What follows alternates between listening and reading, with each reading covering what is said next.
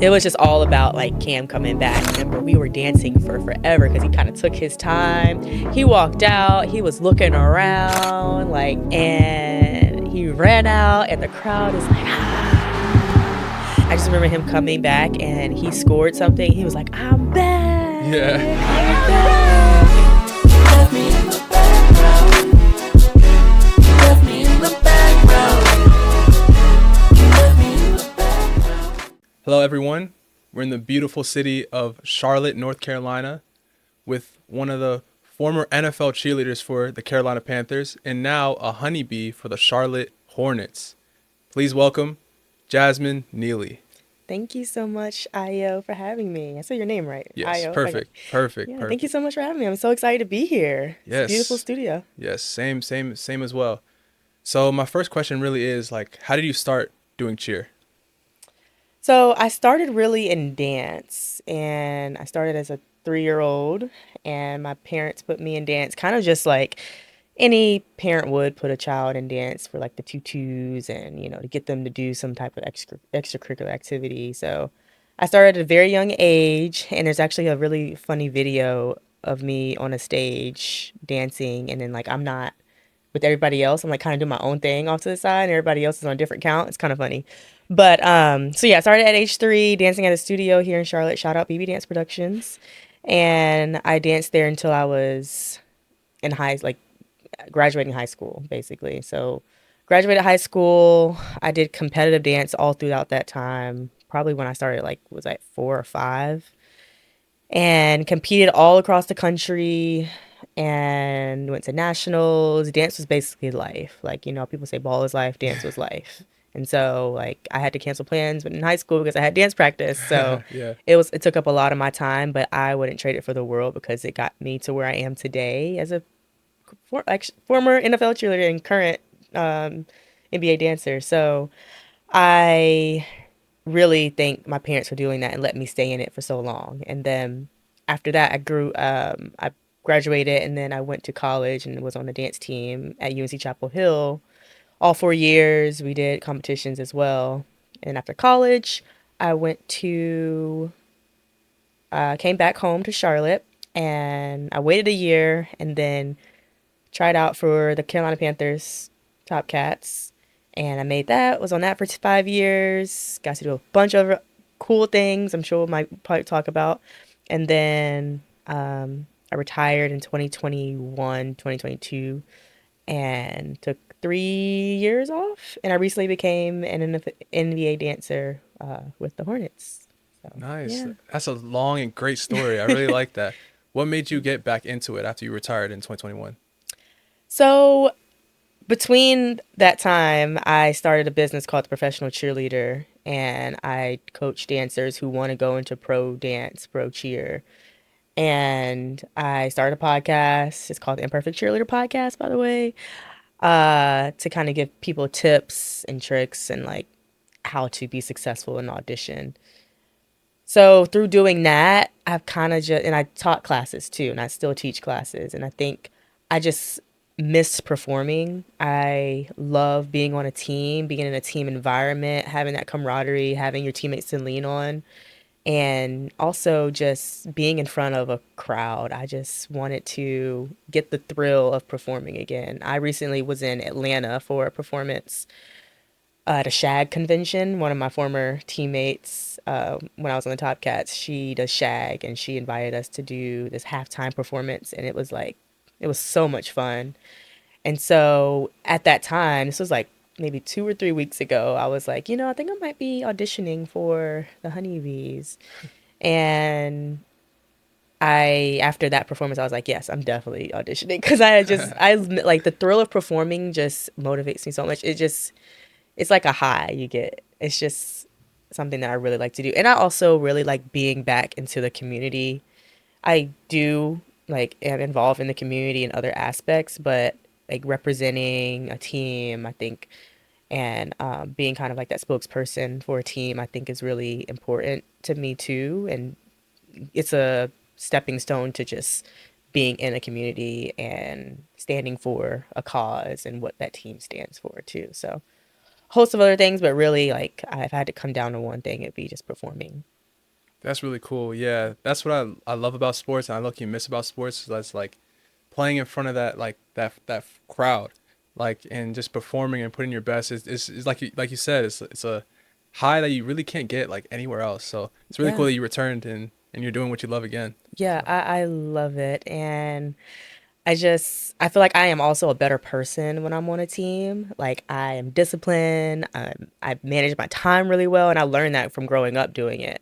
I know how to plan and organize because doing that and working full time and a bunch of other things that I got going on, I just became an aunt for oh wow. my brother had a baby. And this family stuff, friends, I mean, something's got to give. Like, I can't do everything, but it definitely being on a team like that, like you have other women, I have other women surrounding me that are like on their A game, and it kind of pushes me to be like on my A game too in every aspect of my life. So, and you just have that support too with from like a sisterhood. Yeah, that's really cool. And then that sisterhood, like I know like it starts like during like competitive cheer, like when you're young. So like how was that atmosphere for you? Yeah, so again, it was competitive dance It's for competitive me. dance, sorry, my It's bad. okay. I Yeah. know like they're very different, but like Yeah. I feel like I can see how you can get the two mixed up. And then you say pro cheer, like in the NFL, it's usually like pro cheer. I feel like in the NBA, it's usually like dance ish. But I mean, they're interchangeable sometimes. But um, growing up in competitive dance, I also have friends that did competitive cheer too, so it kind of overlapped. But it was, I will say, looking back, I'm so glad that I did it because it taught me discipline, taught me confidence, it taught me how to be a good teammate and how to be a good friend. The dancing part, obviously, like not that I would get in trouble or stay in trouble, but like obviously it gives you something to do as a kid. You're not going to be in trouble and like just mindlessly doing anything that you're not supposed to be doing. I remember my dance teacher always said, books over boys. So, and I think being in that environment, like I said, it pushes you to be a better person, be a better student at the time. We were students. And just make sure that you have like all your costumes, that you are on time. Like being on time was something that was super important. And if you were on time, then you would get penalized for it. You get push-ups. You might be kicked out of the dance at the Wow. competition. So they didn't play around, and I think those are really important lessons to learn as young kids. Yeah, that's great. And then speaking of your competitive dance, like what type of dance were you guys doing? Yeah, we did everything. We did tap, jazz, ballet, acro gymnastics, lyrical. Did I say hip hop? Hip hop. Uh, what else did we do? Sometimes we didn't compete when we did point. Point is like when you're on like literally on your toes. It helped us with our like our feet and pointing our toes and arching our feet. But Mm. we did point. We did everything under the sun. I remember one time we did like a fitness routine with a local fitness instructor in Charlotte. So yeah, we kind of just did it all. We danced. I actually danced with the Hornets and the Honeybees when I was a kid when I was dancing at that studio. So we kind of Wow. like teamed up. So yeah, it's kind of like a full circle Yeah. moment. And then we dance at like different community events. Like now they have this thing called Taste of Charlotte. I don't know if they had that back then, but like we would dance. There was this thing. Actually, there's this thing in Charlotte called For Sisters Only, and we I think did something with that too. So it was just like we were in the community. And we did a lot of different styles of dance too. That's great. What's your favorite type of dance? Hmm. Like if you could I choose like the best like the you if you were like the choreographer, like who what would you Yeah. choose? Okay, for me it's two.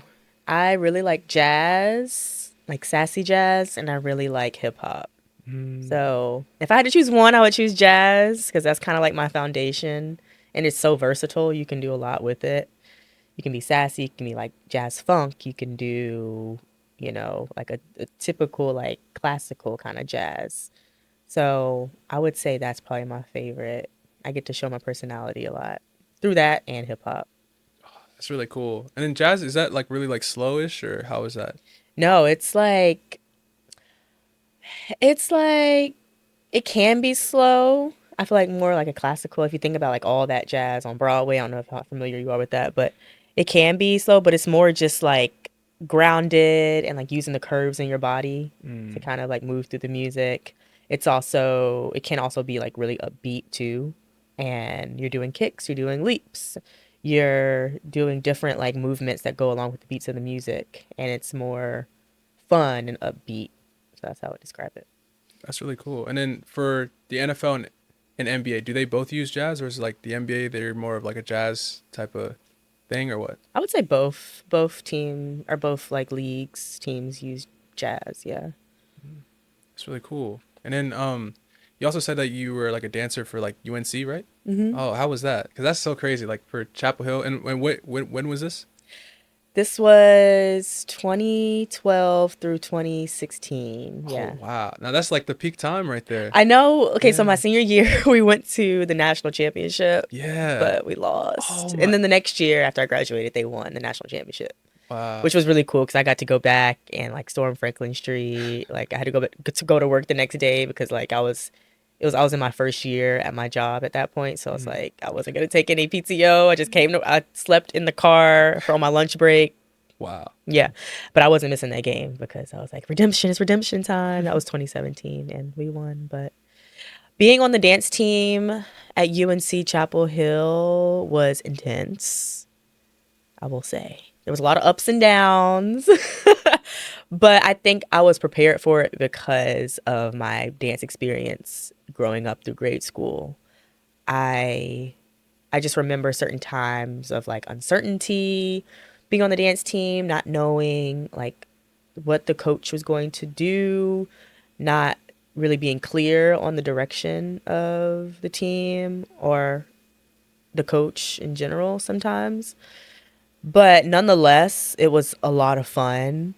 We got to do a lot of things in the community as well. Like game days at Chapel Hill were not to be, you can't uh, compare to those types of game days, especially basketball games. Oh man. But football games were really fun too, like especially when you had night games and things like that. Those like started the season, and like that was the first thing that I did because that was the start of the school year, and so or the semesters.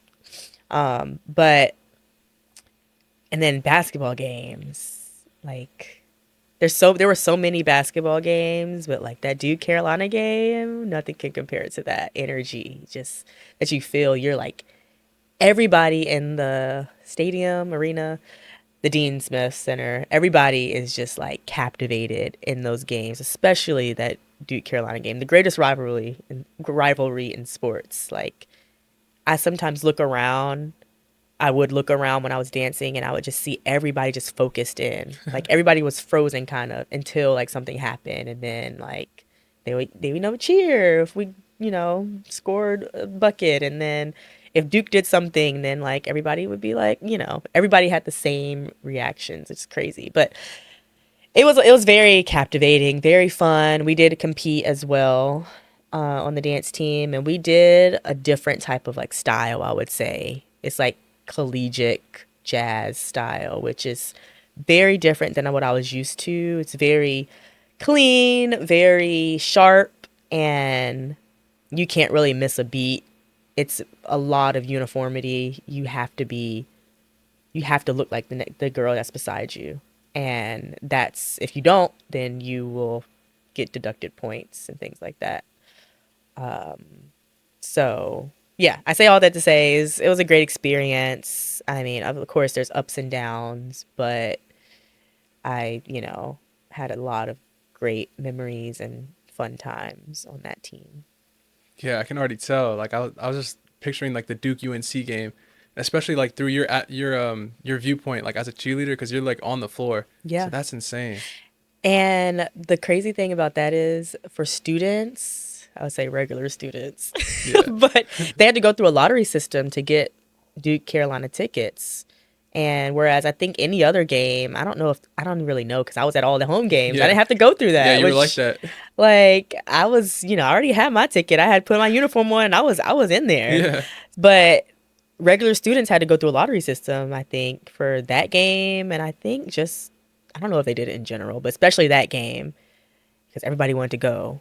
And so I was blessed not to have to go through that. And actually, my freshman year, even though I was at that game, I still entered the lottery because I was like, I wonder if I can enter the lottery and like get one of my friends, like if one of my friends wants to go, I wonder what would happen if I entered the lottery because you never know what the outcome is going to be. And I ended up getting tickets to the game. I just got lucky and or I guess a little blessed, but I got tickets to the game, and my brother and his then girlfriend and now wife came to the game, and it was, yeah, it was kind of crazy because they got to experience that too.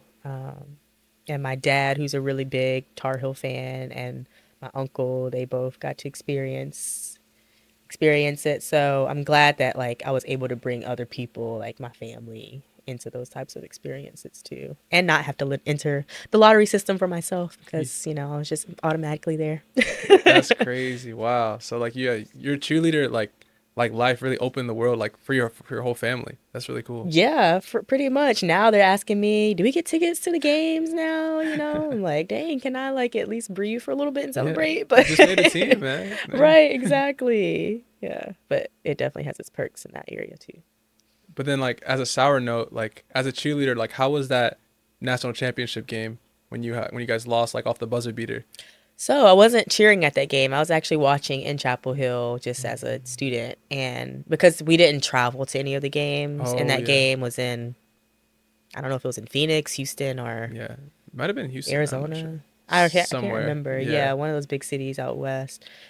But yeah, we were playing Villanova, and the buzzer beater was just, yeah, it was a buzzer beater win. Buzzer beater. Yeah, win. Um, and yeah, that was devastating. Actually, I'm glad that I wasn't there because like being in the atmosphere and seeing it, I mean, it would have been cool to be at the national championship as a dancer, but at the same time, I was just like, dang, that would have been so terrible, you know. If we would have won, of course I would have been there. Like, yeah, I want to be there. Yeah. I want to storm the court, I want to get Yeah. all the confetti in my hair. But yeah, I'm glad that we ended up coming back the next year and winning, and I got to go to Chapel Hill for that too. Yeah, that's great. And then how is like the difference between like cheering in like a basketball setting like the NBA or not really NBA, just for like college actually Hmm. versus like cheering for like a college football game? Ooh, well, being outside versus being inside is one. Being outside, you don't have any air conditioning, so it's gonna be hot or cold depending on time of year. Oh man. But especially those hot Saturday morning games or early afternoon games, woo, you really are in the heat and you gotta hydrate before those games because and you're on the field directly, so you don't really have a break unless you're turning around watching the game.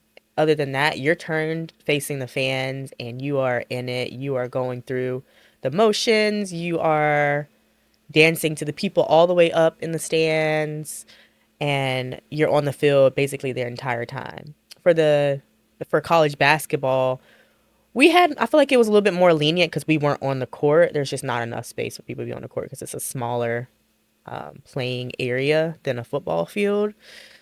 And we were in the stands actually. We lined the where the band was on each side on the where the stands were. And we would do like little pickups here and there. We were in air conditioning. Hey. We yeah, we had times where we would perform in both.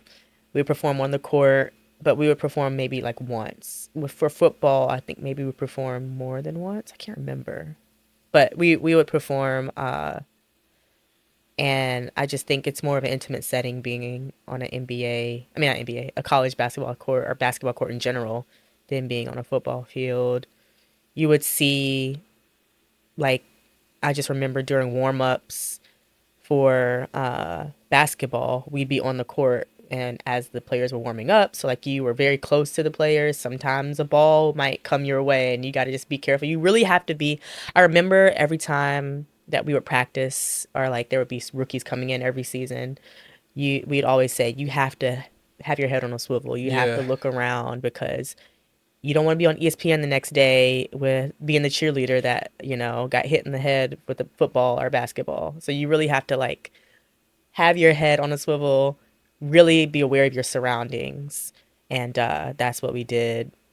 And, sometimes there just be people, like famous people sometimes you would see too. And you have to like act kind of cool. I remember when we were dancing for a basketball game. J. Cole was there, Oh, and I was like, "Oh my gosh, I'm about to dance for J. Cole!" We were on the court, and I think like I turned around and he was there, but like people were walking up to him getting his autographs. I was like, "Dang, he didn't even see us perform." oh man, But yeah, it was That's I would say those were the differences. So. sheesh, man. Did were you ever there like when Michael Jordan came to any of the games? No, I think. Well, if he was there, I didn't know. Oh yeah, you're too locked in. I was too locked in, I had a job to do, but I don't think knowingly he was there. Like, at least I don't remember a time that he was there. I think after I graduated, he came, and I was like, "Why would you come?" Like they played videos all the time of like the former basketball players that went on to the NBA and were doing big things. And Michael Jordan was always in those videos, and like it would always get the crowd like clapping and stuff. But I don't think that I ever saw him at a game or on campus physically. Hmm. That's Yeah. that's interesting though. But you already had like the greatest experience though, like being like a cheerleader like for UNC, like that's insane. Yeah, So dancer. dancer, We did have dancer. cheerleaders though. We did Okay. have a cheer team, and there was a all girls cheer team and then a co-ed cheer team, and then you had the dance team, which was us. So they did like all the stunts and stuff, and they had pom pom. We had pom poms too, but we do more like the dancing, and they would do more Dance. like the go Tar Heels, go Heels. Mm, Yeah, to have a okay. chance. So then like for like the Panthers, like you were more of like a dancer then? And then did Hmm. they had dancers and cheerleaders? No, we just had the dance team or the dancers slash cheerleaders. Dancers slash cheerleaders. I Oh, feel okay. like it's easier for people to say cheerleaders because we have pom poms, and I feel like the NFL brands their dancers as cheerleaders. Like you think of the big thing now is the Dallas Cowboys cheerleaders on Netflix, and Yeah. so like people know of like NFL cheerleaders. But what we're doing is really dance. We're really not doing stunting. We're doing dances and formations.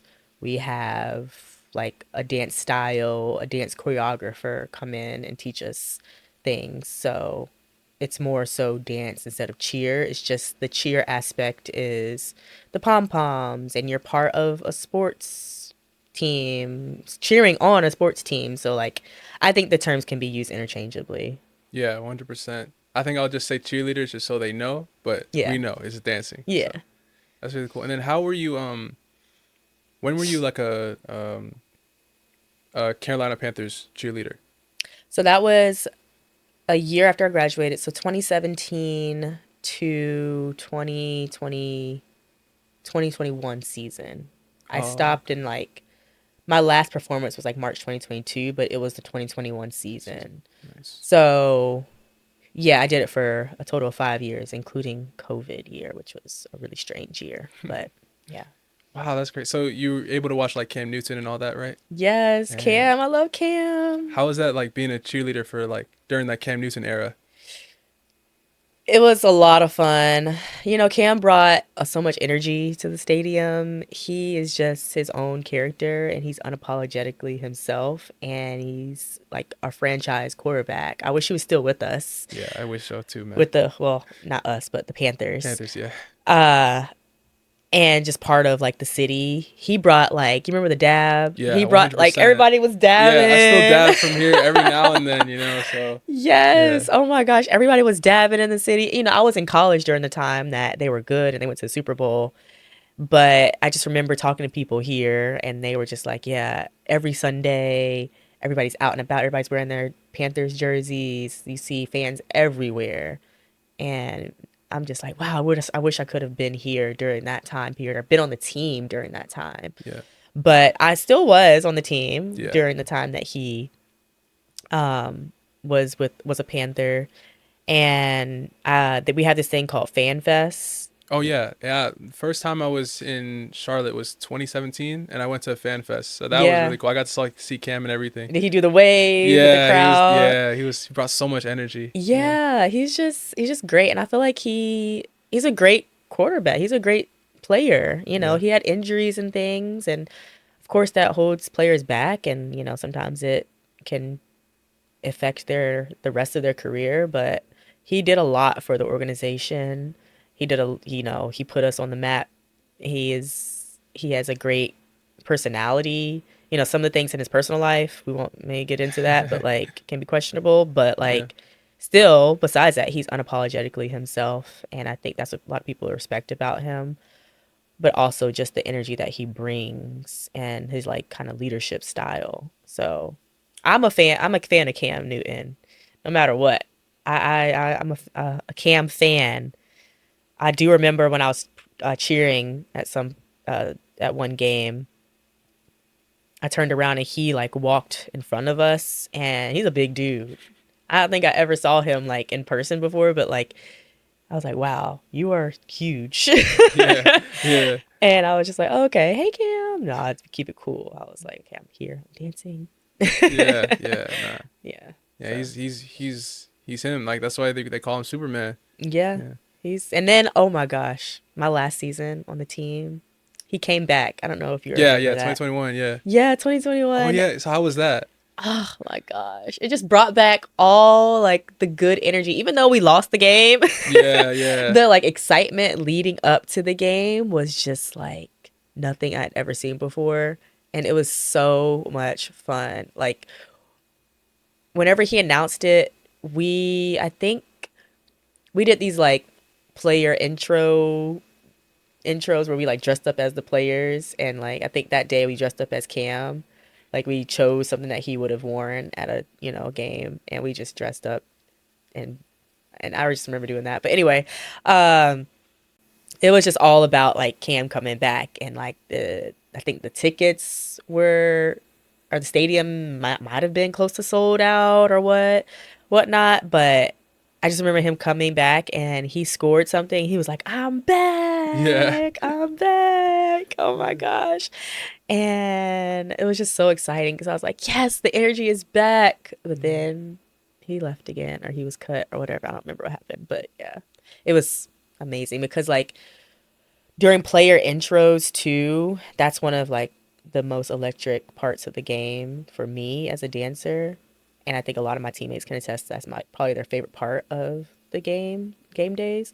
The players running out, you feel the energy, the steam is coming up, and he was the last one to come out. And I just remember we were dancing for forever because he kind of took his time. He walked out, he was looking around like like thinking about all the good times he had there, and he ran out and the crowd is like ah, and we were just like I got chills during that moment because I was like, yes, Kim is back, like hopefully he's here to stay, but thing other things happen. So yeah, that was an exciting time. That's so Yeah. crazy. I was just about to ask about that because when he came back, and I remember his first home game against the Commanders, I remember he had that legendary intro, and that's like one of like the coldest intros of all time. And you were on the field Cold. for that. I was man, Yeah, that's on crazy. the field. He walked out, he looked back, he looked like everybody in the crowd, and then like he ran. It was like looking at everybody. You could tell he was excited to be back too, and I think that was, that even added to it. He felt the love, and the city of Charlotte loves him, I feel like. So, Yeah, exactly. And I think he scored a touchdown, and then he like ran to like the middle of the field or something. Did his like Superman. probably, Yeah. yes. Oh my goodness. I just wish we had that back. Yeah, yeah. That energy. I still is like personal, but I still hate how they try to treat him like he was like a bad quarterback in that season. Like he just signed for like a week. Like he didn't have any OTAs or any offseason or nothing. Signs in like a week. He's starting and then had a bad start and they just benched him for the rest of the year. And I was just like, yeah, it was kind of Yeah. weird. Was But that when he was with the Patriot? Not or Patriot. he was with the It was like his second stint with the Panthers. Oh So he yeah. played like a couple of games and then he just wasn't playing.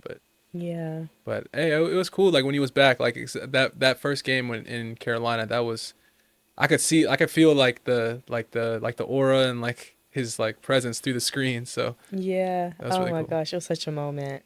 And Yeah. I live for those moments too. Like that's one of the best parts of being like in sports, being a cheerleader. It's just the energy. And then like it's our job to keep up that energy for the rest of the game, like to entertain and keep the energy going. So, yeah, it was just amazing that he kind of like set that tone that day. Yeah, and you also, yeah, you guys like add fuel to the fire. So Mm-hmm. with your dancing and everything. Yeah. So how did you become a Carolina Panthers dancer? So, that's a good question. It's a lot of so I made it on my first try, and let me tell you, before that, I had no idea what it took to be an NFL cheerleader. I thought I was eating good. I thought I had a great nutrition regimen, but I just remember. So here's the thing: there's different eras. I feel like of that team of the Top Cats, and then there's eras of like very very skinny, women that maybe starved themselves and didn't eat, and then there's eras where like now I feel like it's a little better. There's not like a lot of weigh-ins and stuff like that. But at that time, I was talking to a vet who had gone through the era of like, really, really being very self-conscious about her body. And she told me, she was like, yeah, you need to tone up. And I was like, oh, okay. I thought I was toned. I thought I looked good. But she was like, no. She's like, what are you eating? I was like, I'm eating yogurt with some granola. She was like, you need to cut out the granola. You need to cut out the sugar. And I was like, oh, okay. Well, what else do I need to cut out? Like, Yeah. and so I started like really caring about my nutrition. I started really caring about like training and going to the gym almost every day. And I got in tip top shape. I will say that. I worked my butt off to get in shape through exercise and nutrition. I ate kale salads almost every day. I drank black coffee. Black coffee? Yeah, Wow. at work, I was like determined to make this team. I was going to do anything it took. And I think that worked in my early 20s because, like you're grinding in your 20s. You're going to do whatever it takes to get what you want to get what you want. And so I did that, and I think looking back, I would have done it. I don't know if I would have done it a different way. I would have just not been so hard on myself. Like How so? like I wouldn't have just been as I don't know. Like I feel like part of me wants to say yes, I'll do it again, but like I think eventually I got used to being as strict as I did, and then it was just like second nature to me. But honestly, I feel like I might do it again. Like I want to say like looking back, like I would have just, you know, eaten a donut here and there, or doing Oh, like okay. like Yeah. doing like cheat meals and stuff. But now that I think about it, I'm like, I don't know if I would have gotten where I, wanted to get to if I hadn't have done that all of that. I think I didn't know what I didn't know, right? So like it helped me. I don't know if I would do that again today. I think I could, but I will say that took a lot of discipline, like for me to do that. And I think that's something that challenged me. And I know that I did it before. I could do it again. So yeah, I think that's one thing that really helped me because I got into tip top shape. I was looking good. I was like, there's no way they're not gonna put me on this team. I was right out of college from the dance team. I had all my skills. I could do my kicks, my leaps, my turns. I was good. I remember in finals they had this like catch hold turn where you like turn and you grab your leg. And a lot of the girls were like freaking out because they're like, oh my gosh, I don't know how to do that. And I was like, wow, I've done this all my life. Like, this piece of cake for me. Yeah. So I kind of feel like doing it out of college kind of helped too because I still had all my skills. So when you ask, like, how did I make the team? One thing I did is I think this is something that helped me tremendously. And it's what that vet told me to do. And she says, see if you can schedule a call, or not a call, a meeting with the coach.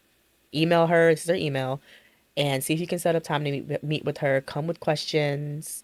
about auditions, what it takes to be a top cat. And that's what I did. I emailed her, not expecting, for her to return and get back to me, but she did. And she was like, "Yeah, come up and meet me at the office and we'll talk." And I met her face to face, and I think that helped tremendously because she was able to see me. She was able to put a face to a name. She was able to understand like how I present myself in front of her, or like how I would present myself in front of the community. And I think that was huge because in any job interview, like it's about who you know, right? Not necessarily about what you know. It's the old adage. But I mean, yeah, I think that helped tremendously. Trying to think what else. Just making friends through the process too, not being like isolated from everybody during the process because it can take like weeks sometimes, weekends, and they want to see how you're going to interact with other women on the team. Like, are you going to be a good teammate? Are you going to, bring positive energy to a team? Are you going to be seen as a leader? Are you going to be seen as somebody that can uplift other people and play your part on a team? So I think just having other friends to do that and talking to vets helped a lot too. Wow. Yeah, I can see like why like you're at where you're at because you did like all like the little things that are not necessarily like, you know, most people would think that you would do, but you did like the outside things, like Hmm. eating right and then like even just going to the coach, like not many people are going to email the coach, but you went there and got the meeting and everything. So yeah, I can really see like the work ethic you have. So Yeah, I was determined, man. I was like, I'm gonna make this team no matter what. And I do remember finals was on my birthday actually. So I was like, if I make this team, that would be the best birthday present. We found out the day after my birthday, and it was the best birthday present. So that's great. And how was auditioning for the Carolina Top Cats? Was it like how was that set up? Yeah. so I'm trying to think my first year. I do know they were doing renovations at the stadium my first year, so we didn't audition at the stadium. We auditioned at like a hotel nearby. And so that was different. Mm. But honestly, it worked out for me because I worked at NASCAR Oh wow. during the time I was auditioning, and the hotel that they had auditions at were like right across the street, so I could just walk. I Wow. was like, this is just determined. This is like predetermined. I'm manifesting this. This is supposed to Yeah. happen. This It is had to too happen. easy. Yeah. Like I didn't have to pay for parking. I could park at my job and just walk over. And so yeah, that was I think there's a prelims round where anybody could show up. I think you just have to sign up. I don't know if you sign, I can't remember, but I think you had to like sign up to show that yeah, you were interested in auditioning, and then you just show up in person. Back then it was in person, no virtual, Yeah. before COVID. Yeah. But you showed up, and then I believe they said come. I think you had to do like 4 8 counts in like a little square, and it was like freestyle. They put any type of music on, you had to freestyle in that little square Wow. before 8 counts, and then they would choose if they wanted you to move to the next round or not. I think that's how that went. And then the next round, we learned to dance from the choreographer and director, and we did that dance maybe over the course of like 2 or 3 days. I think that was like a week process. And so at the end of the week, we would perform it in like groups of 4 2. But I do remember during that round, they had this thing called a cardio round. And that was brutal. And that's where that training came in handy because we had to do the dance back to back like 4 or 5 times without a break. And Wow. it was like doing a hit routine for like 5 minutes. And by the end of that, we were beat. Like everyone was just waiting for that cardio round because I think that's something that they did in previous years, and they were like, "Okay, yeah, get ready for this cardio round. It's going to test your stamina," and that's really what they were really testing. Like, how are you going to be like dragging on the floor after the first time you do the dance? Are you going to be able to keep up your energy for the second, third, fourth time? And so we did that, and that was a real big test because they could see who's in shape and who's not. And then from that point, they chose finalists, and then the finals routine is something that we learned, and I think we did the semifinals routine as well. But we learned the finals routine, and we competed in the locker room at the stadium, which was really cool because it was very intimate setting. It was where the Top Cats used to practice at the time, so it was cool just walking into the locker room and seeing like the setup. And so that day was like on my birthday, I remember. So that was cool. And yeah, I just remember throughout the process, the girls were really helpful too. Like the vets that were auditioning, they created this email chain or like a group where people could respond and say, "Hey, I'm practicing at this place. If anybody wants to join me, in between auditions during the semifinals and finals rounds, people would be like, I'm practicing. Join me, or does anybody have a space that I can meet up and help and practice?" It was very like we're in this together type of energy. So I think I really appreciated that, and it really helped to bridge the gap between the vets and new people coming in, but also just the camaraderie of like auditions and how like stressful it can be. Just being with other people that are going through it is definitely helpful to get you through it. Wow, that's really great. I love the camaraderie too, especially because you guys are competing for like kind of the same spots, but you guys like also want to see everybody else win. So Yeah. it's really cool. And how did you how did you take the cardio? Because did you have to do that every single year that you tried out? I think they got rid of it. Yeah, they definitely got rid of it during the latter parts that the no, I guess subsequent area auditions that I had. The second year, did we do a cardio round? What was my second year auditioning? I think that we did not because the coach that I had my first year, she went on maternity leave and then they brought somebody else in to run auditions. I believe that's what happened.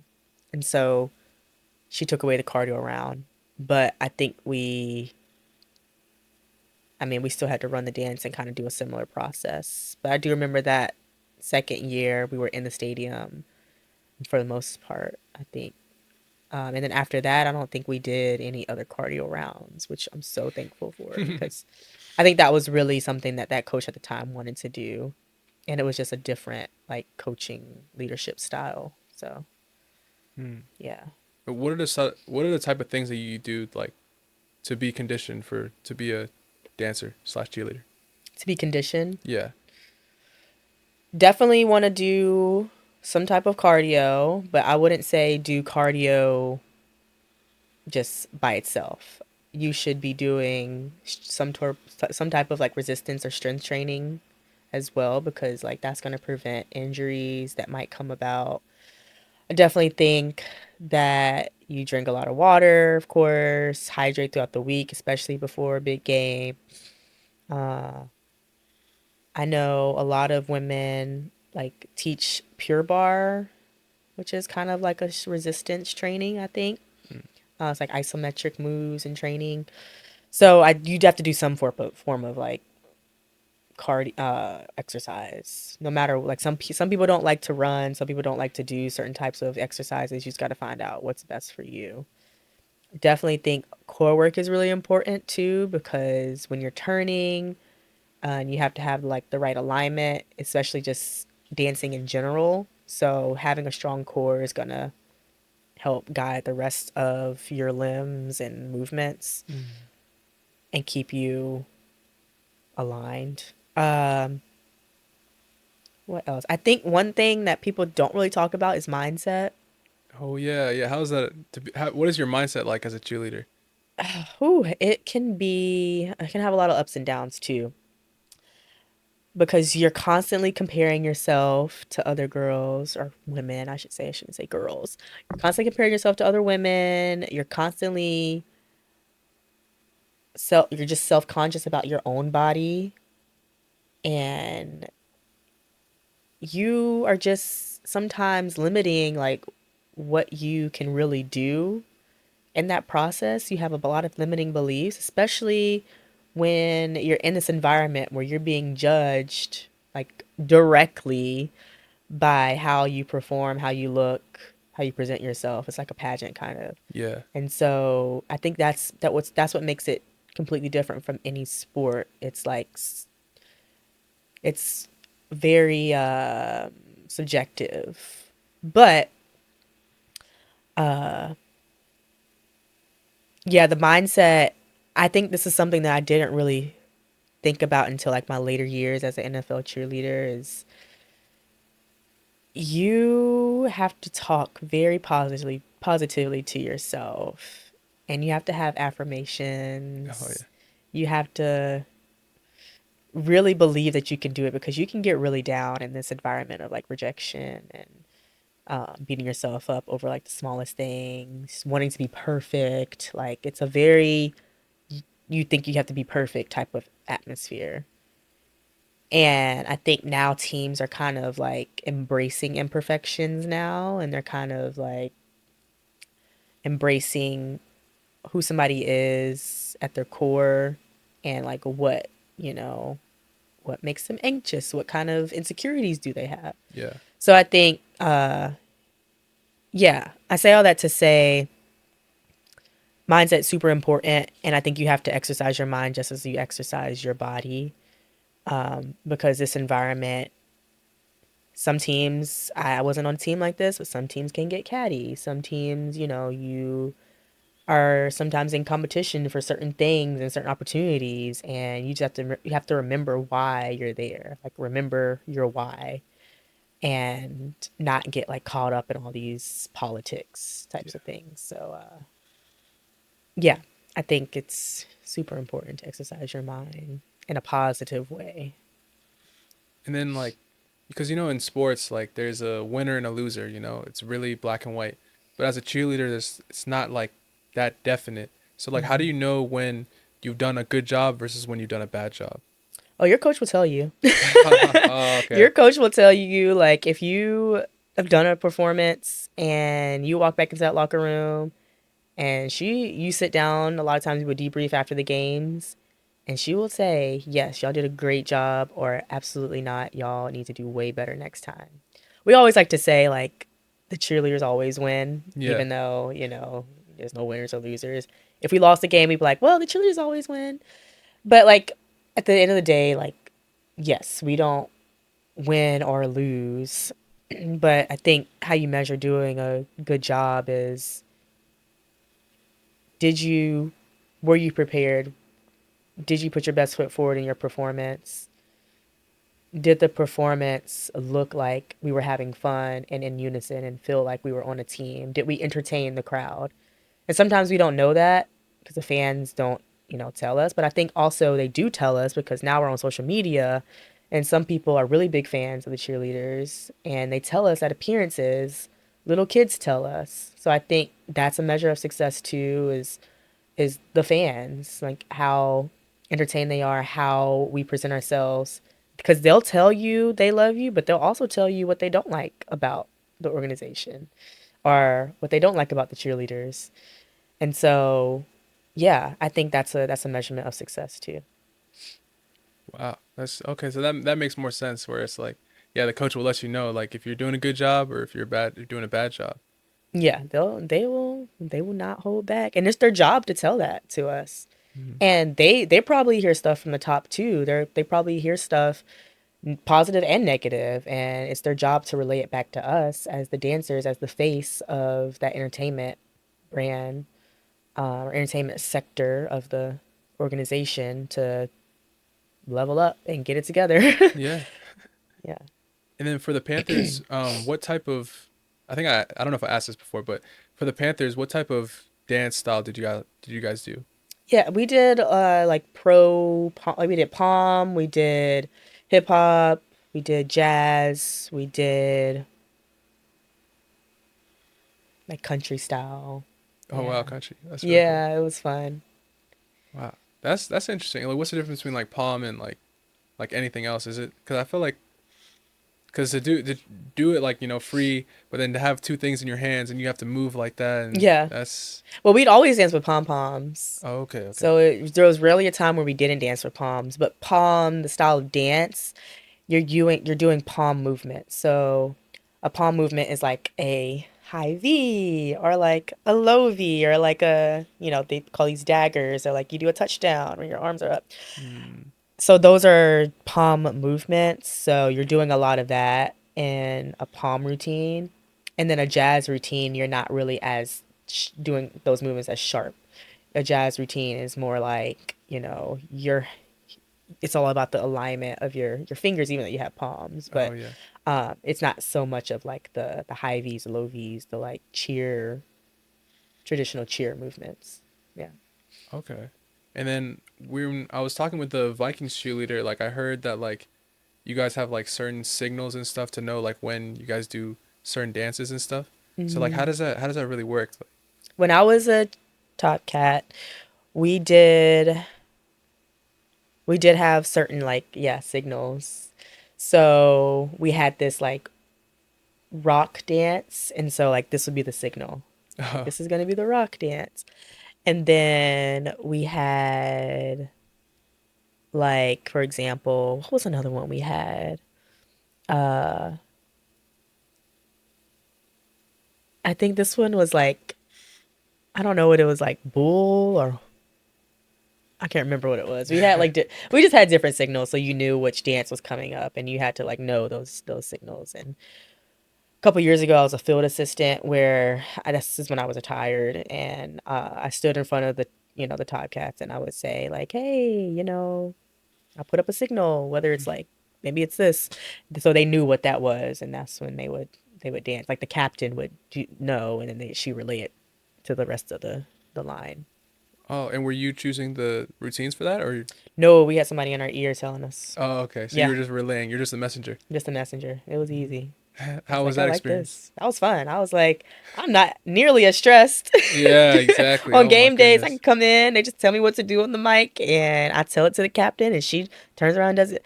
But we also had to take notes and like relay it back to the coach and say, hey, this so and so did this great, or hey, you need to talk to so and so because she doesn't have enough energy, or something's wrong with I don't know the way that she's standing compared to the other girl. I don't know. You just had to take notes, like, and relay it back if you saw something that needed to be noted or Hmm. addressed. Oh yeah, and then how's the film study for an NFL cheerleader? The film stuff. Oh, Yeah. we did watch film. Is that what you mean? Yeah, yeah. Yeah. So we watched film after my first season. During my first season, I should say. And that was kind of cool because like we sometimes had people in our corner. We would rotate corners of the field. And there was always this one corner where somebody had like a GoPro or something up and they were filming us. And then like the next week we would look at the film and we critique. And like you knew like some of the mess ups that you had coming up. You were like, oh God, this is gonna be a mess up. But it was cool kind of to see. I don't know if it was cool, but at the same time it's like you don't wanna replay your mess ups because you know the coach is gonna say something. And it's like, Yeah. okay, I know coach what you're gonna say. But I think it was just a way for us to stay disciplined, stay on it, and like try to get better for the next game. Yeah, that's great. Yeah, because I love film study until like like your mistake is coming. You're like, let's just skip over this, coach. But I think another good thing about it was we also saw like we were in line, so there was like these small subgroups that we rotate the field with for the season. So they're like just sub teams. And I would see other lines of other girls doing different things, and like you could pick out things that you might want to do at the next game. So I think in that instance it was good because you got to see, oh, Susie's doing this. I could do that too. I love the way she did that. So you could, and you never sometimes you go a whole season without dancing side by side to some of the girls unless you're dancing for a performance because you're usually like with your line or near your line. That's how it was for us. But I think it was a really good thing to see other girls dancing and see how they dance and what they do. Yeah. nice. And then like, what was your routine as a Carolina cheerleader? So we practice twice a week, one during the weekday and then we practice on the weekend. So Mondays, I would try to work out 4 times a week. I think I took Wednesdays or Fridays off, one of those. And I would do leg day on Monday, chest and triceps on Tuesday, rest Wednesday because Wednesday was actually usually the day that we went to practice. And so I would rest because I knew I was going to be getting a lot of activity at practice. Yeah. And so Thursdays I did back and biceps, and Fridays I did like abs and whatever else I needed to do. Sometimes I would practice in between those days or in my like workout sessions. But Wednesdays we would practice. We sometimes would learn a dance. We'd sometimes clean a dance. We'd sometimes have, I don't know, like weigh-ins or fitness assessments. Sometimes we do like we leave part of practice to do a workout, and we'd had personal trainers come in to do a workout with us. Saturdays usually it was before a game, and we'd set the game on the field, the practice field. We run the game. We run through a whole game, so we knew what we were doing, exactly how the game would run. So yeah, the practices could be long, especially during the week when you had to go to work the next day. Sometimes we wouldn't get out on time and we'd go over a little bit. And after practice, there's things to do. People want to meet up and talk. And sometimes it's hard to like leave. But yeah, that would be my routine. And then as far as like game days, it was usually call time for a 1 o'clock game for us was like at 7 a.m. But you'd get there at like 6 a.m. because you didn't want to be late. Yeah. And That's so I'd insane. wake up at like 4:45 maybe, 5 o'clock. And this is just for practice? Sometimes for practice because we had practices at 7 a.m. on Saturdays. So we could have the rest of our Saturday, which I appreciated. We got out around 10, I think. And for games, 1 o'clock was the start of the game, but we do a bunch of other things before that. So we'd get there at 7 a.m. We immediately go straight to practice, run through the entire game on the practice field, and then we would come back, we'd relax, and but we'd get ready with hair and makeup. So like when I was a cheerleader, we had like a hair and makeup sponsor, so they would do our hair and makeup, which was really really nice because we didn't have to do it. Yeah. And then we do appearances, so that would be like an hour. And then after that, we come back in, and then we'd regroup, wipe off any sweat, touch back up your makeup and your hair, do whatever you need to do to get ready for the game, fill up your water bottles, say your prayers, stretch, Yeah. get some hype music Yeah. playing, and then you go out, you line up for the game, and then you do the first quarter, second quarter. Sometimes we get half times to dance, but most of the time, half times we come in and we, you know, eat leftovers. Or we eat before the game. They provide food, which is great. And like for half times, you eat sometimes, eat a snack, just rest, sit down, because you're standing up the whole time. We don't get benches like players do. We got to stand up the whole time. That's insane. So Wow. yeah, and then come back for third and fourth quarter, and then hopefully it's a good ending and we win, and then yeah, go home. Wow. That's a long day. It's like It's a long day. Sometimes, a lot of times we would joke and be like, the next day we always felt like we got hit by a truck yeah. because you're just constantly going nonstop that day, that Sunday. Mondays we should have like had off or like had Monday paid for, honestly. For real. Yeah. Because it's just like a lot of movement. And yeah, and you're outside, you're in the elements, you don't know if it's gonna rain, might be in the heat, might be in the snow, honestly. I don't think I've had a snow game, but Yeah. it's been very cold for some games. Yeah. So then what time would you wake up on game days? Like 4:45 a.m. What? Sometimes it depends on the time of the game though. Like those night games were so fun. You get to the stadium later. But I think you would always be at the stadium. How many hours before? 6, 7, 8, 9, 10, 11, 12, 1. That's like it's 8 hours before call time, before start time of the game. It's crazy. Yeah. Yeah, I guess yeah, you would get up 8 hours before, 6 to 8 hours maybe before the start time of the game. Yeah, so uh yeah, wild. Wild times. And then I remember you talking about like your image as like a cheerleader, like you're very like you have to be like really like on point on it. like whether like it's like weigh-ins or just how you look. And I've heard about like that, like I don't know if it's like anorexia or anything, but like is that like a real thing like for cheerleading and stuff? I think it can be. I Okay. think it has been in the past.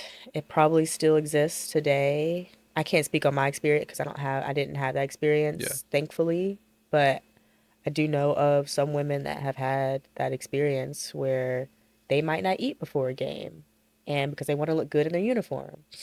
Or, you know, maybe they don't talk about the whatever they're going through. I do know in college there was a girl I cheered with, danced with, Yeah. that she did have anorexia and it became so bad to the point where our coach had to step in and like tell her, you need to eat, like try to get her on the right track. So it's kind of like you knew sometimes if somebody was going through it, but you didn't know how to approach it. So Yeah. at that point, I'm glad that we had coaches like on my college team that stepped in and helped, and sometimes teammates too. So yeah, it's tough because, like I mentioned before, you're in this environment where you're being judged constantly by how you look dancing, and it can be, and then on top of that, you're getting judged by who's paying you, like your coach or the organization, and they're saying, "Oh, you look kind of like you look bigger today," or "You're not in within your like weight range." Saying that to like young women, especially in the environment and the like just living in America where, beauty standards fluctuate, but you're always like, skinny, fit. A lot of times women's values based off of like how they look. And then, you know, once that goes past a certain point, it gets really bad. And so, like mentally, that's why I say your mental is super important. So, yeah, I think it can definitely be an issue. I'm not a psychotherapist or like an anorexia expert, Yeah. but I'm just speaking on like my what I've seen in like some of my teammates. Yeah. Yeah, that's interesting. And then I think that's like when it comes in, like when like the affirmations that you said, like you have to really constantly like remind yourself like who you are and stuff like that. Because that's very interesting. Like I don't know, me personally, it'd be really tough like to be in a profession like to like knowing that like your outward appearance is like what you're being judged on and almost like your worth. But Mhm. like it also shows like how like people like you are like yeah, like kind of like super women, like because you Yeah. guys are able to like overcome that and then also like be y'all's best self. So Yeah, sometimes like it just makes me think about when I would go to if there was a game day on a weekday, sometimes I go to work and then leave early to go to the game. But I would come to work like with a full face on, the lashes and everything. And like sometimes my coworkers would be like, "Well, is it a game day today?" And I'd be like, "Yep, it is." And so like you just had to stay ready, honestly. But like I said, at the beginning, I think it helped us like stay on top. It's helped me at least stay on top of my work, my my job as a dancer, like family, friends. I do remember at the time I was in a lot of weddings too, and I was a maid of honor for two of my friends at the time as I was doing that. And like I don't know how I did all of that at the same time, but being a maid of honor is a lot of work. Even though it's not your wedding, it's like you got a lot of coordinating to do. So maybe it was just my 20s. Your 20s are pivotal. really, So I don't know if it's that or if I just, I was set up. I think both maybe, but um yeah, it's a lot. It's a lot. It can be a lot. wow. And I totally forgot that. So you also have like a 9 to 5 job and also being a cheerleader and a dancer. So Hmm. how do you juggle all that? I have no idea. By the grace of God. Yeah, yeah, It can be tough. I think now getting back into being a pro dancer, I am trying to figure out how I'm going to navigate everything that I have going on with my full-time job, now being a dancer, and the NBA season doesn't pick up until like September, October. So just getting my mind back into like time management and who needs to know what my schedule is and who needs to know what. Like this podcast interview, like I said earlier, I was like, I have to tell them that I'm doing this. And so just getting my mindset back into that is really important. But you just do it, honestly. Dance, like dancers do this because they love it and they love performing, they love just dance in general. So you're going to make time for what you really love. And I think that's what it just boils down to. The job is the job. It pays the bills. Dance pays you some money. We wanted to get into how much, but Yeah. they pay you something, a little something something, but aside from that, we do it because we love it. I think it would be great to be paid more for what you love to do, like, some other professions. And I think recently the Dallas Cowboys cheerleaders got like a 400% raise. Yeah, I just saw your story like yesterday about it. Yeah. Yeah, their Netflix special season 2 just came out yesterday, I think. And so that's a step in the right direction. But aside from that, yeah, it's just time management and just making time for what you're committed to. Yeah, that's very true. And then in terms of the Dallas Cowboys one, yeah, I saw it was like a 400% increase in salary. Like you don't really Mm. see that anywhere. So it really shows that like people are really waking up to y'all's impact to really just human civilization, I guess. So Yeah, shout out to them because they really I mean, they've had their show, I think, on CMT for a little bit, for mhm. actually a long time Yeah. before they started getting on Netflix. I think Netflix kind of just opened up the range to a whole different audience and group of people. Because I didn't really watch the CMT show when I knew about it, but now this is different because it's like in this new day and age, and um, now you have TikTok and people talking about it, doing recaps and stuff. I do recaps on my podcast. I did for the first season. Yeah. So yeah, I think it's a step in the right direction. Sorry, what was your question? Just about the increase, like what you're talking about right now. Yeah, I definitely think maybe one day we'll get to a point where college dancers or maybe pro dancers in some type of like, I don't know if I should say this, but like, Like NIL? yeah, I was gonna Oh say yeah. like NIL like type of situation because like we do put the amount of time that we put into the dance skills, the performances, the hair, the makeup, like just looking the part and having like media training and being able to speak in front of people and host these clinics. There's a lot that goes into it. And we're just, even though we're part-time employees, I feel like we're just as important as any other person that's part of the organization. And we're like sometimes the face of the organization. So I think that deserves to be recognized, not just with like y'all are doing great, but like monetarily. Like I do think, and I'm not afraid to say that. So yeah, maybe one day it will come to that, and we'll, we'll keep trying. But Yeah. I was gonna say something else along those lines. Oh, I was gonna say, I think with that can come pros and cons though, because then like sometimes it could become more individualized. And Oh. I was talking to one of my like new teammates the other day, and she was talking about one of the NBA teams and how like their team is now it's not about the team anymore. It's more like about the individual and like that team being a stepping stone to other things. Mm. And I think with the model that it is now with the pro cheer and pro dance environment, it is more like about team and sisterhood.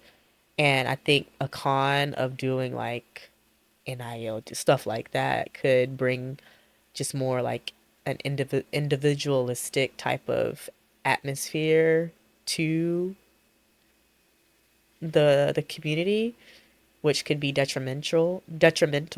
to it in certain teams.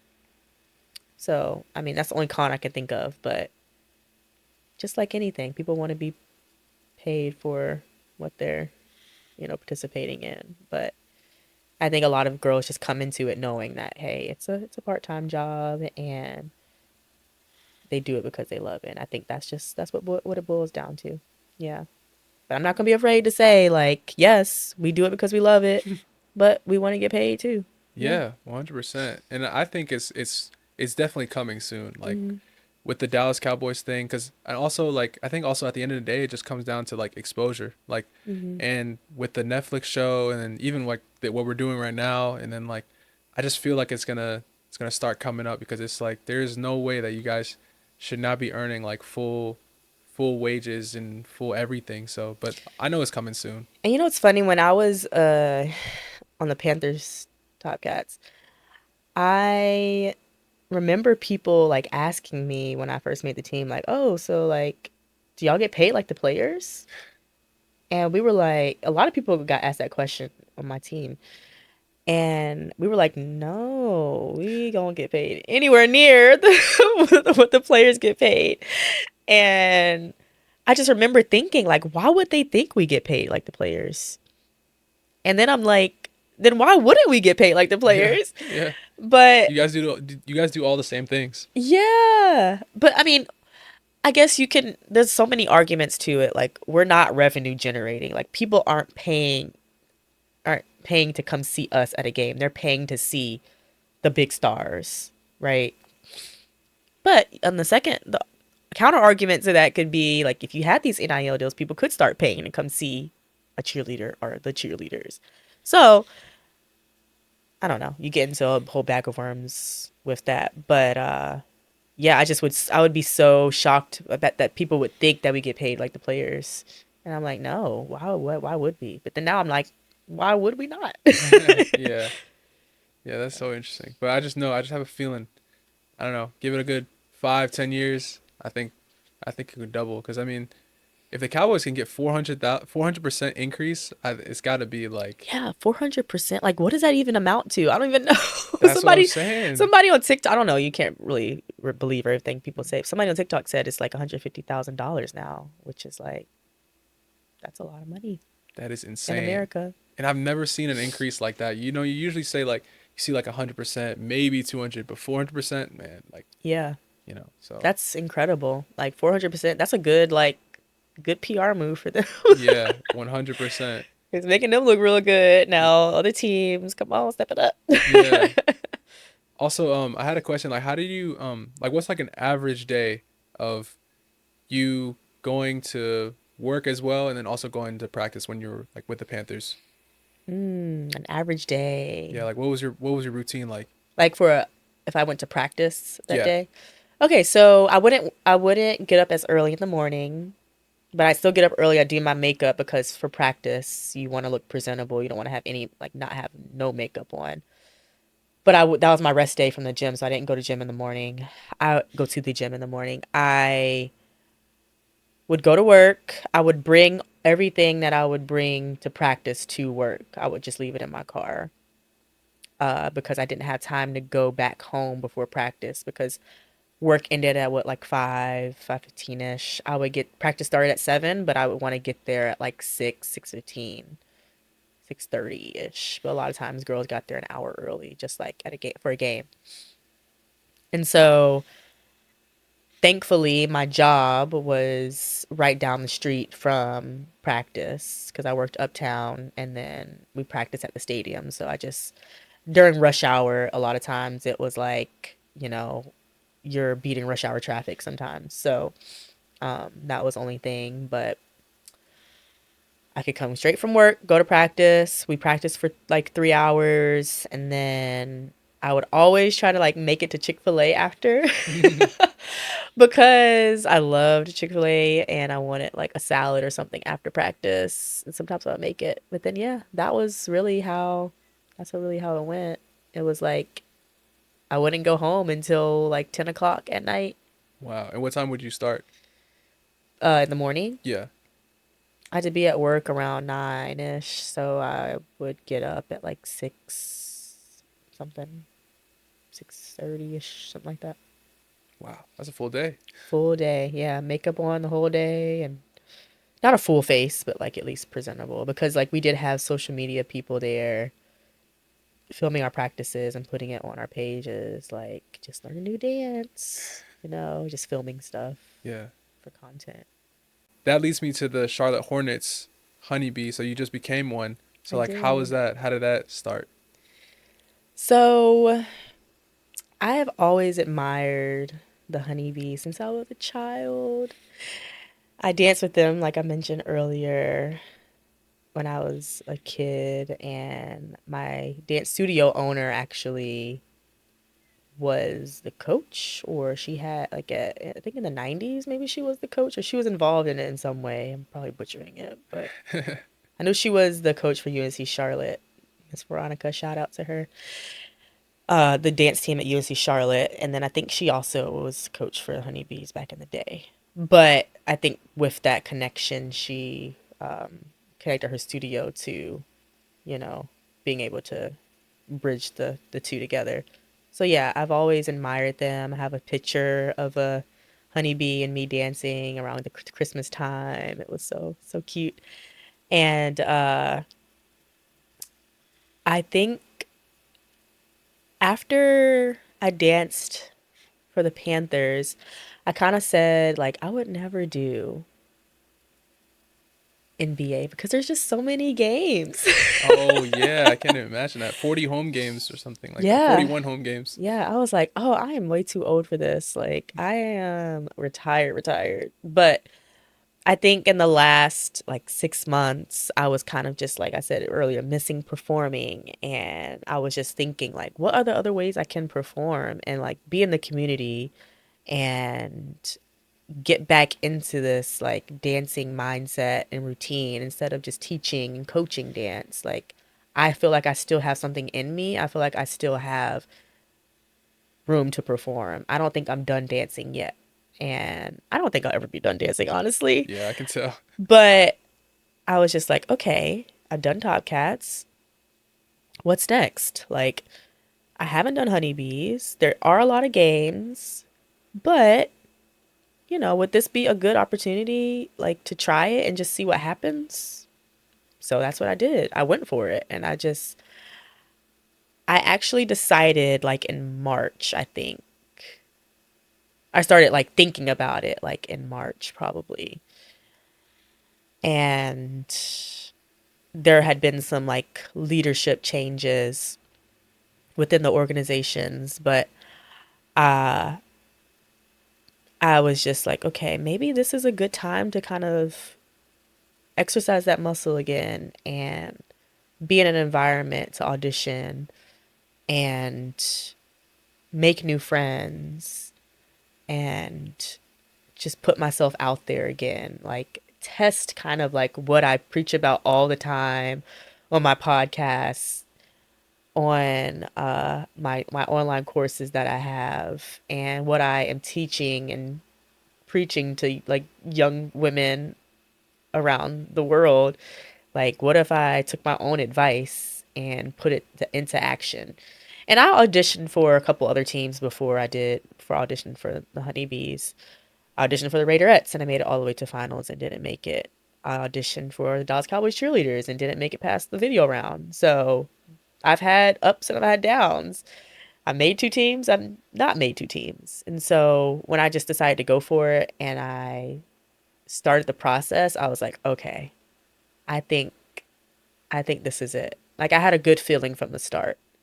And I had recently had Anna Oboise on my podcast, who is a dance icon here in Charlotte. And she was also a Lady Cat when they were the Lady Cats, when they were the Bobcats. And then I found out that she was going to be a choreographer during the Honeybee auditions. And I was like, oh my gosh, this is a full circle moment. Like, I've developed this relationship with her, and now she's going to be choreographing for the honeybees at auditions. Like, I feel like this is just lining up, and I have to do it. Yeah. And I feel like, you get those signs in life, and I'm big on manifestation and prayer as well. Some people might argue that one is more like, I don't know, holier than the other, but I believe in both. Yeah. And kind of like speaking things into existence and like just noticing the signs that God is giving you. And I just feel like these signs were just lining up. Like, I had interviewed her on my podcast like maybe a month before that it was even announced. And then I had already been thinking about it. And then, like, during the process, I got to learn from her and really learn how, like, she taught. And just being around her and her energy was just amazing. And then at the same time, I had a dance intensive that I did with Janelle, who is actually a former Lady Cat as well, and one of my, like, you know, former dance teachers. And we hosted this dance intensive together, and Anna came to that too. Wow. And she spoke, and she kind of like gave tips to the dancers. And I was just telling her, like, I'll see you Sunday. She's like, oh my gosh. And so, yeah, I think the whole process was just like an an amazing process, honestly, to just get back into dance and to get back into auditioning, getting back into like telling myself you can do it, speaking positivity and light into the situations. And actually, during the performance for semifinals, I blanked and I came up with some type of freestyle, whatnot. And I was like, oh my gosh, this could either go one way or the other. I could either make it to the finals round, which they call B camp, or I could not. And I was so kind of just happy that I made it to that finals round. And then the finals round was a whole week. So I got to meet and get to know a lot of the women, some of the vets. And then they announced the team on Instagram, and that was terrifying to begin with. But I just remember one of my friends that I met, and now she's a teammate of mine. She made it too. She texted me and was like, oh my gosh, congrats, Jazz. And I was like, oh my gosh, what? I had stepped away from like my work computer. I stepped away from like looking at notifications of who had made the team. And then I went on to Instagram, and there my face was. And I was like, oh my gosh, I made it. Wow. And was this just yesterday? This was last Friday. Last Friday. Wow. Yeah, Okay. last Friday.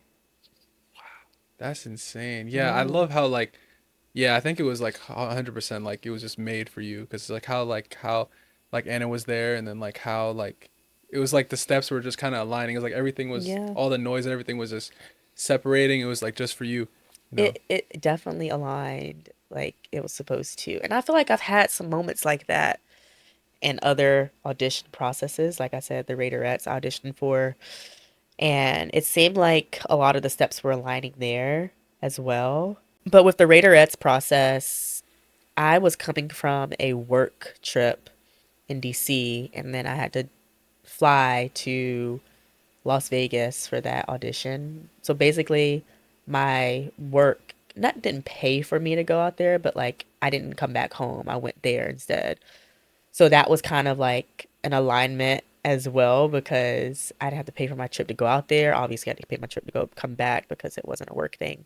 Yeah. But that was a sign that I saw, and then like, or that I recognized. And then being out there for a whole week, I was so thankful to make it to the finals. I got to meet Paul Abdul, which is so What? crazy. It's on somebody's phone somewhere, so please send that picture to me. You don't have the picture yet? No, I think I was so starstruck. Like she said, I talked to her and I said, "Hey, my mom loves you." I told my mom that I was gonna, be dancing in front of Paula Abdul, Yeah. and my mom was like, "Tell Paula Abdul I love her," blah blah. Blah. And I told her, I was like, "My mom loves you," and Paula was like, "Oh, you tell your mom I love her." And then she was like, we should take a picture. And I was like, oh, yeah, we should. And so, like, I didn't have my phone because it was right after finals. Yeah. And somebody, like, on the production team took a picture of us. And I never got the picture. I think I was just so starstruck and I ran out. I should have told that person, can you text it to my number? But I could not find that person after. He's probably deleted it by now. It's like, I need that Paula Abdul picture. It's out there somewhere. Yeah. And she's the one who requested to take the picture. So I should DM her and be like, can we meet up again and recreate our picture? Yeah, this time with my mom. Yeah. Right. But I don't even know. That was such a tangent. I don't even know where I was going with that. Oh, the signs. Yeah. Yeah. So I've had those signs in that process too, like being able to stay with a friend out there. Like she helped me from like a weekend I stayed with her, then the week she helped me like get a hotel because she had like these Hilton points, and then during the finals weekend, that next weekend she let me stay with her that weekend, and things just were lining up, I feel like, for that to be it. But then God told me, nope, I need you to come back to Charlotte. Yeah. And then now you're here. I know, I'm getting emotional. Nah, because it's the perfect, like, yeah, it's like what you said, like alignment, and that's really really cool. And like God like he speaks in like certain ways, so yeah, that's really really cool. And I can Sorry. no, I'm 100%. I really love like how you know that too, and like you were very very attentive to it. Like especially like when you like didn't make the team, most people would be like kind of down on yourself, but you kind of knew that it was just you know, when one door closes, like another one open. And then Yeah. now you're a honeybee. Yeah, exactly. And that was like, I'm just now realizing it. Like, that was probably the reason why. So, yeah, I'm grateful for that. Yeah.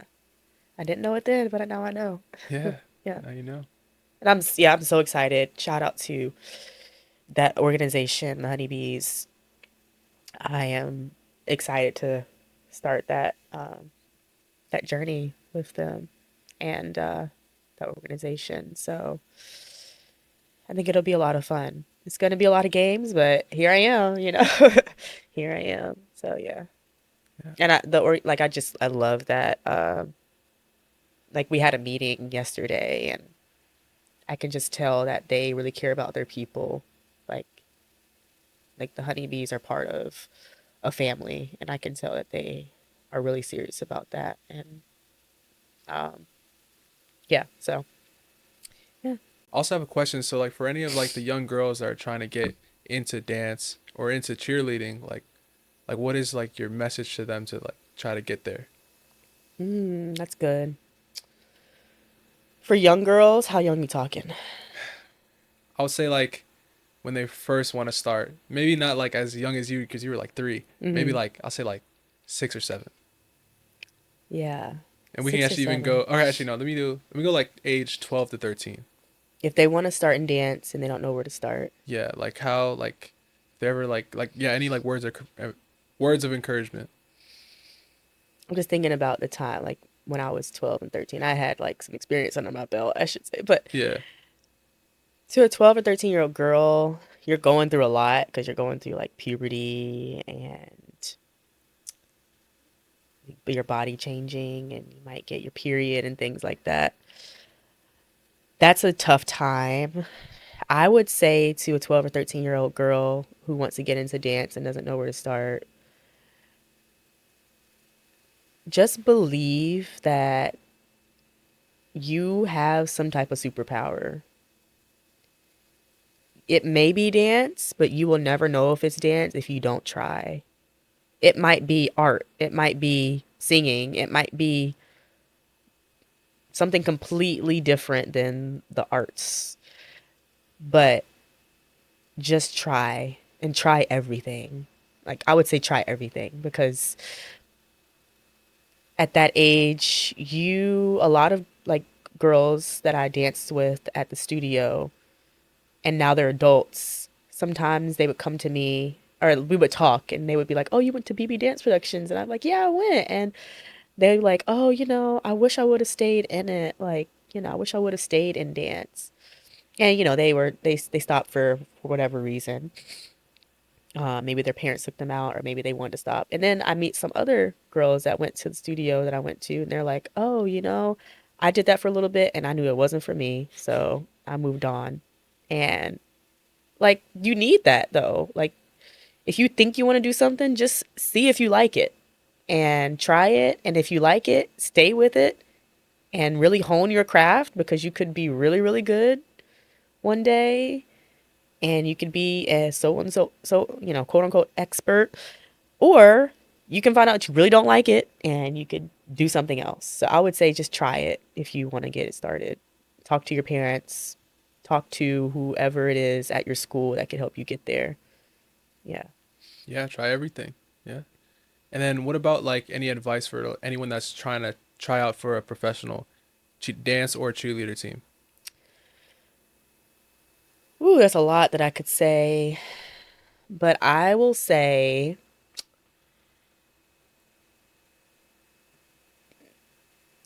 try not to tie your worth to the outcome. It may be an outcome that you really, really like and you make the team, or it could be an outcome that you don't like and you don't make the team. But no matter what, your worth isn't tied to that. Even if you're on the team, you are worthy whether you're on the team or not. And so I think that's something that's really deep and not really talked about a lot, is self-worth, and that's something that I'm working through. I read this book called Worthy. I highly recommend it, by Jamie Kern Lima.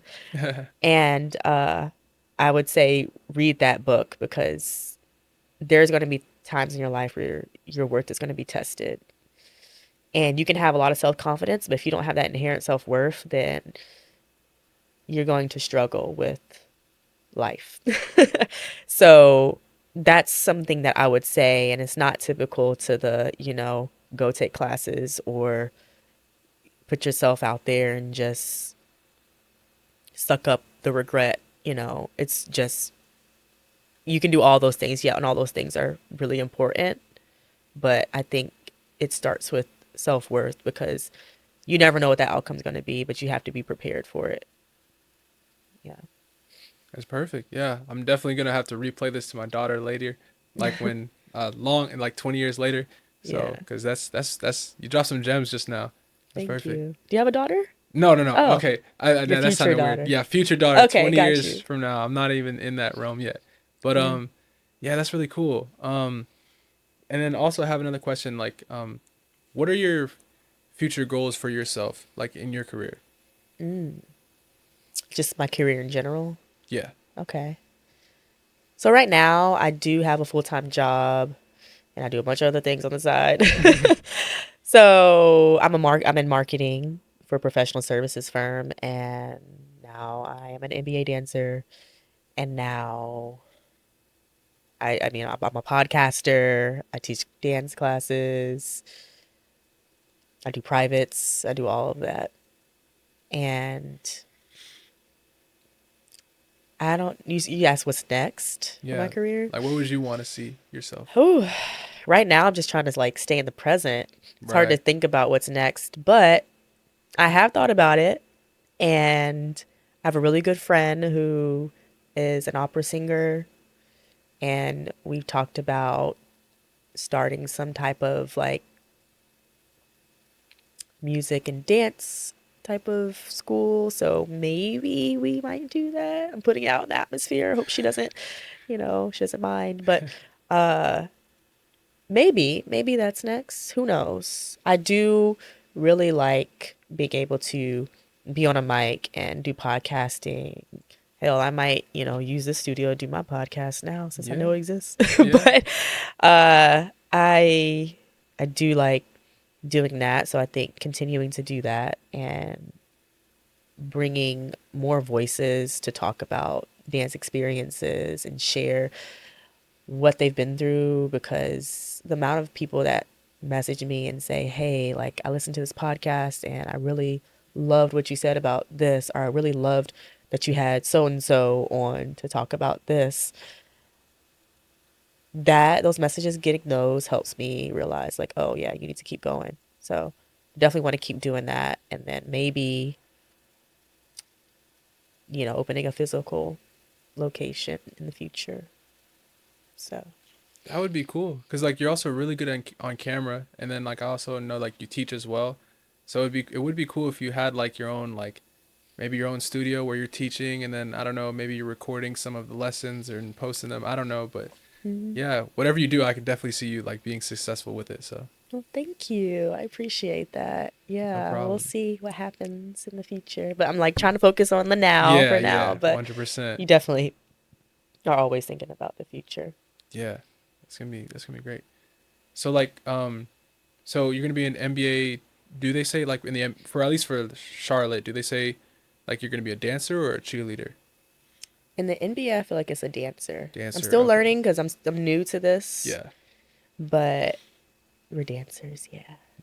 That's gonna be interesting. So you get to like be in like the Hornets uh like arena, like the aura, I guess. Yeah. I don't know. 'Cause I know LaMelo Ball is also really good too. They have a couple young players, so that should be a lot of fun to see. Yeah, I'm excited. I feel like the draft is coming up, so maybe we'll get to see some new draft picks. I don't know like what it's gonna look like, but I still need to, you know, maybe do some more research on that. So yeah, I'm excited to see who we get. I'm excited for the off season and then going into the season, which starts in October.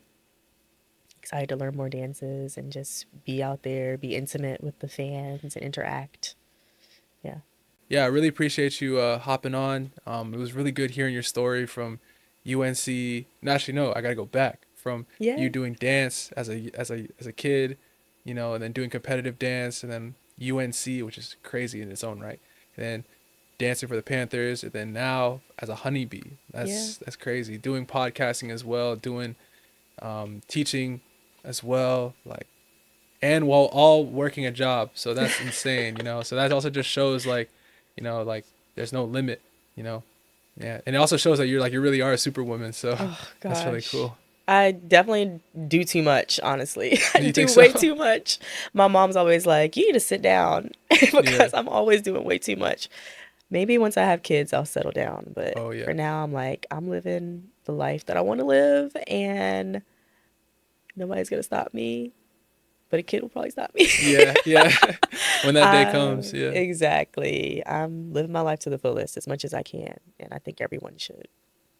That's great. Well, thank you so much, Io. You're great, and you're a really great interviewer, and I appreciated this conversation. Like I got emotional Yeah. talking about dance. I didn't think that was gonna happen, but like just talking about my experiences with you has really opened my eyes up to like how far I've come and like where I want to go, and like how many more people that I can help and impact just through this gift that God has given me. So. Yeah.